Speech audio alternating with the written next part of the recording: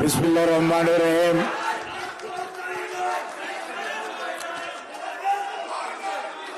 JTV please please please please please please please জেটিভির তৃতীয় জাতীয় কাউন্সিলের সম্মানিত সভাপতি প্রকৌশলী ফখরুল আলম আর আজকের প্রধান অতিথি বাংলাদেশ জাতীয়তাবাদী দলের ভারপ্রাপ্ত চেয়ারম্যান, গণতন্ত্র পুনরুদ্ধারের আন্দোলনের নেতা, বিএনপি সহ দেশের সকল মানুষকে স্বৈরাচারের বিরুদ্ধে ঐক্যবদ্ধ করে গণতন্ত্র পুনরুদ্ধারের সংগ্রাম এখনো যিনি চালিয়ে যাচ্ছেন দেশনায়ক জনাব তারেক রহমান।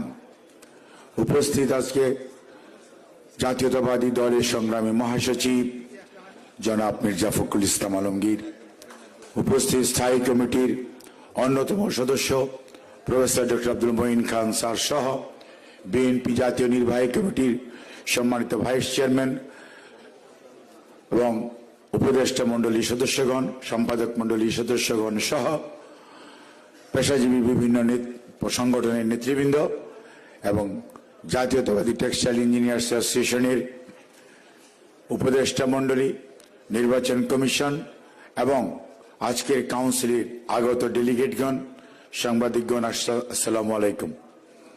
আমি আমার বক্তব্যের প্রারম্ভেই অত্যন্ত আল্লাহ রাব্বুল আলামিনের কাছে দোয়া করি এই সংগঠন থেকে বিগত সংগ্রামে 3 জন পুলিশের গুলিতে শাহাদাত বরণ করেছে গণতন্ত্র পুনরুদ্ধারের আন্দোলনে, আতিক, সজল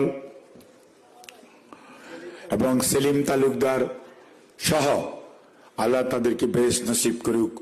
আমরা বেঁচে আছি, অনেকে হয়তো কারারুদ্ধ হয়েছিলেন, কিন্তু তারপরেও at the end of the day আমরা কিন্তু এখানে আছি।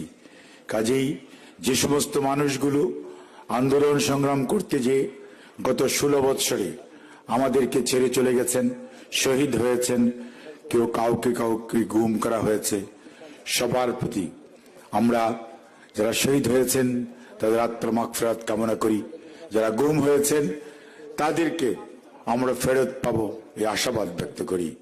আর আমাদের মাঝে আপনাদের এই প্রেসিডেন্ট সহ অনেকেই পঙ্গুত্ব বরণ করেছেন, আহত হয়েছেন, অসুস্থ হয়েছেন, সেই সমস্ত টেক্সটাইল ইঞ্জিনিয়ারদেরকে আল্লাহ সুস্থ করুক এবং অন্য যারা আন্দোলন করতে যে শাহাদাত বরণ করেছে সবাইকে সুস্থতা দান করুক। আমার বক্তব্য খুবই ছোট, কারণ মাননীয় চেয়ারম্যান এবং আমাদের মহাসচিব মহোদয় বক্তব্য রাখবেন। আর আমি সকালে একবার একটু কিছু আপনাদের নির্বাচন প্রক্রিয়া দেখে গিয়েছি। আমি যেটি বলতে চাই, আজকের যে ডিজিটাল বলে চিৎকার করা হয়, আপনাদের তো মনে থাকার কথা, এই ভারপ্রাপ্ত চেয়ারম্যান যখন দলের সিনিয়র যুগ্ম মহাসচিব ছিলেন, তিনি আপনাদেরকে নিয়ে সারা বাংলাদেশ ঘুরে বেরিয়েছেন এবং ওই সময় ছিল ভিশন 2020 ধারণা উনি কিন্তু বাংলাদেশে প্রথম উপস্থাপন করেছেন। আর করবেনই নি বা কেন? আজকে আমরা টিভি দেখি, এই যে রঙিন টেলিভিশন, শহীদ রাষ্ট্রপতি জিয়াউর রহমান, অর্থাৎ আপনি বলেন যত বিজ্ঞানের উৎকর্ষতা, প্রতিটার ক্ষেত্রে যে মানুষগুলি জড়িত তারা সবাই বিএনপি, কেউ বিএনপির প্রতিষ্ঠাতা, উনি বিএনপির ভারপ্রাপ্ত চেয়ারম্যান, এবং কিভাবে স্বৈরাচারের রক্তচক্ষুকে উপেক্ষা করে বাংলাদেশের মানুষকে ঐক্যবদ্ধ করতে হয়, ছাত্র জনতা, সেই সাথে যুবক, স্বেচ্ছাসেবক, শ্রমিক, রাজনৈতিক নেতৃবৃন্দকে একত্রিত করতে হয়, শিখিয়েছেন আজকের ভারপ্রাপ্ত চেয়ারম্যান দেশনায়ক জনাব তারেক রহমান। কাজেই মনে রাখতে হবে, আমি তখনও বলেছি ষড়যন্ত্র চলছে। আমাদের হাশেম সাহেবের সুযোগ্য পুত্র যে আজকে প্রেসিডেন্ট, ওনার বক্তব্য কিন্তু স্পষ্ট, এত স্পষ্ট ব্যবসায়ীরা সাধারণত কথা বলতে চায় না, কিন্তু আজকে উনি যেটি বলেছেন আমিও বলি যে আপনারা কিন্তু স্টেক হোল্ডার, অর্থাৎ যেই 50 লক্ষ মানুষ শ্রমজীবী টেক্সটাইল সেক্টরে তাদেরকে নেতৃত্ব দেন আপনারা এবং ডাইং বলেন, মার্চেন্ডাইজিং বলেন এবং টেক্সটাইল বলেন আর গার্মেন্টস বলেন, সবকিছু মিলিয়ে প্রায় 70 থেকে 80 লক্ষ মানুষের এমপ্লয়মেন্ট এই সেক্টরে। এই সেক্টরে শৃঙ্খলা ফিরিয়ে আনার জন্য আমাদেরকে আপনাদেরকে একত্রিতভাবে কাজ করতে হবে। বললেই হবে না যে স্বৈরাচারের দোসররা ফ্যাক্টরি বন্ধ করে অথবা তাল দেয় আন্দোলন সংগ্রামের। সেটিকে কিভাবে প্রতিহত করা যায়, শ্রমিকদেরকে বোঝানো যায়, মালিক পক্ষকে বোঝানো যায়, কিভাবে এই গার্মেন্টস ইন্ডাস্ট্রি অন্য দেশের হাতে তুলে দেওয়ার যে ষড়যন্ত্র চলছে তার থেকে দেশকে রক্ষা করা যায়, সেই লক্ষ্যেই আপনারা আজকে যে ঐক্যবদ্ধ, এই ঐক্যবদ্ধতা ধরে রেখে দেশকে সামনের দিকে এগিয়ে নিয়ে যেয়ে এবং টেক্সটাইল ইঞ্জিনিয়ারিং, এই যে টেক্সটাইল ইঞ্জিনিয়ারিং পেশা, ডিপ্লোমা টেক্সটাইল ইঞ্জিনিয়ারিং একটা প্রতিষ্ঠান ছিল তেজগাঁয়ে, শহীদ জিয়া করেছিলেন বিএসসি ইঞ্জিনিয়ারিং, মনে আছে তো? হ্যাঁ।